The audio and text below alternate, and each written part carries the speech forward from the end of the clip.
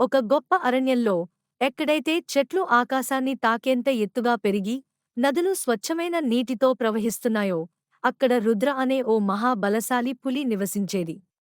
అతని బంగారు నారింజ రంగు బొచ్చు సూర్యకాంతిలో మెరుస్తూ ఉండేది.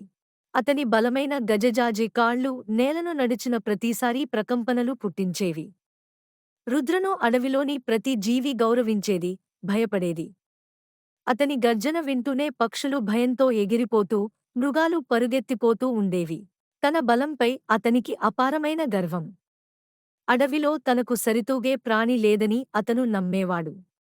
ఒకరోజు రుద్ర తన ఆహారాన్ని వెతుకుతూ అడవిలో తిరుగుతున్నాడు. అంతలోనే అతని పదునైన కళ్లకు ఒక చక్కటి మైదానంలో గాబరిగా మేతమేస్తున్న జింకల గుంపు కనిపించింది. కాస్త అజాగ్రత్తగా ఉన్న జింకలను చూసిన రుద్ర మెల్లగా ఒత్తిగా వాలిపోయి, తన కండరాలను బిగించి గెంతడానికి సిద్ధమయ్యాడు. కాని అదే సమయంలో గాలి కోసుకుంటూ వచ్చిన ఒక ఘోష గుండెల్లో కొట్టినట్టయింది. ఒక్క క్షణం లోపలే అతని మీదికి మందమైన బలమైన వల పడింది. రుద్ర ఒక్కసారిగా ఆగ్రహంతో గర్జించాడు. వలను చీల్చడానికి తనమైన గోళ్లతో ప్రయత్నించాడు. కాని ఎంతగా కదిలినా తంతులు మరింత గట్టిగా బిగిసిపోతూ పోయాయి. రుద్ర కాస్త ఆందోళన చెందాడు. తన జీవితంలో ఎప్పుడూ తాను వేటగాని, వేటపడే ప్రాణిగా మారిపోతానని ఊహించలేదు. ఇప్పుడు మాత్రం బలహీనంగా బంధించబడి, తనలో ఓ కొత్త అనుభూతి మెలికలెక్కింది, భయం. ఆ సమీపంలోని ఒక చిన్న పొదల గుహలో నుండి చింతూ అనే చిట్టి ఎలుక తొంగిచూసింది. చింతూ చిన్నదే అయినా అతని కళ్ళు పదును, అంతకంటే పదును అతని తెలివి. అడవిలోని ఇతర జంతువుల్లా రుద్రను చూసి భయపడేది కాదు. అతని బలాన్ని, చురుకుదనాన్ని గౌరవించేది. కాని ఇప్పుడు వలలో చిక్కుకున్న రుద్రను చూసిన చింతూ ఏదైనా చేయాలనే నిశ్చయించుకున్నాడు. వేగంగా ముందుకు పరిగెత్తి చింతూ వలలో చిక్కుకున్న రుద్ర దగ్గరకు చేరుకున్నాడు. రుద్రా! నువ్వు బాగానే ఉన్నావా? అని చిన్నగా కేక వేశాడు. కోపంతో అలసిపోయిన రుద్ర ఆ చిన్నదానిని చూసి చెప్పాడు, పోయి పో, చిన్నవాడా! ఇది నీకు సరైన స్థలం కాదు. నేను ఇక్కడ బంధించబడి ఉన్నాను. కొద్దిసేపట్లో వేటగాళ్లు వచ్చేస్తారు. కాని చింతూ అక్కడినుంచి కదలలేదు. అతను వల బలమైన తంతులను పరిశీలించి ఒక గట్టి నిశ్చయంతో తల పైకెత్తాడు. నేను నీకు సహాయం చేయగలను అని ధైర్యంగా అన్నాడు. రుద్ర ఒక చిరుగిగిలిప్రాయించినట్లు చిలిపిగా నవ్వాడు.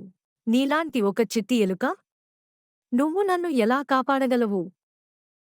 ఏమాత్రం ఆలస్యం చేయకుండా చింతూ వలపైకి ఎగిరి తన పదునైన పళ్లతో తంతులను కొరికి తెంపడం ప్రారంభించాడు.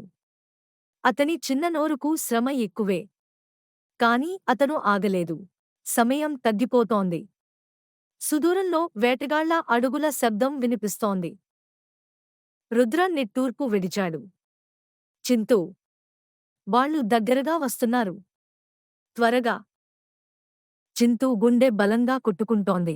కాని అతను మాత్రం ఊరుకోలేదు. అతని చిన్నటి దవడలు మరింత వేగంగా కదలసాగాయి.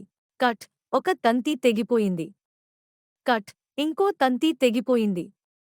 చివరికి ఒక గట్టిపట్టుతో చివరి తంతిని కొరికి తెంపగానే రుద్ర ఒక్కసారిగా దూకి బయటకు వచ్చాడు. రుద్ర తన శరీరాన్ని ఊదుకుంటూ వల మిగతా ముక్కలను తొలగించుకున్నాడు. అదే సమయంలో వేటగాళ్లు అక్కడికి వచ్చేశారు. కాని అప్పటికే ఆలస్యమైంది. రుద్ర ఒక భీకరమైన గర్జనతో అడవంతటా ప్రతిధ్వనించేలా గర్జించాడు. వేటగాళ్లు భయంతో పరుగెత్తిపోతూ అడవిలో అదృశ్యమయ్యారు. బలం అనేది కండరాల్లో మాత్రమే ఉండదు. తెలివితేటల్లో, ధైర్యంలో కూడా ఉంటుంది. చింతూ చిరునవ్వు నవ్వాడు. అందరూ ఎప్పుడూ అంచనా వేస్తారు రుద్ర, కాని చిన్నవాళ్లు కూడా పెద్ద మార్పును తెచ్చే శక్తి కలిగి ఉంటారు. ఆ రోజునుంచి పులి మరియు ఎలుక అనూహ్యమైన స్నేహితులుగా మారిపోయారు. రుద్ర ఇకపై అడవిలోని చిన్న జీవుల్ని చిన్నచూపు చూడలేదు. చింతూ మాత్రం ప్రతి ఒక్కరి గౌరవాన్ని పొందాడు. అడవిలోని ప్రతి ప్రాణికి ఓ విలువైన గుణపాఠం దక్కింది. నిజమైన బలం ఆకారంలో కాదు, ధైర్యం, తెలివితేటలు మరియు దయలో ఉంటుంది.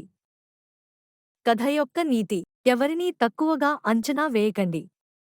చిన్నవారు కూడా గొప్ప మార్పు తీసుకురాగలరు.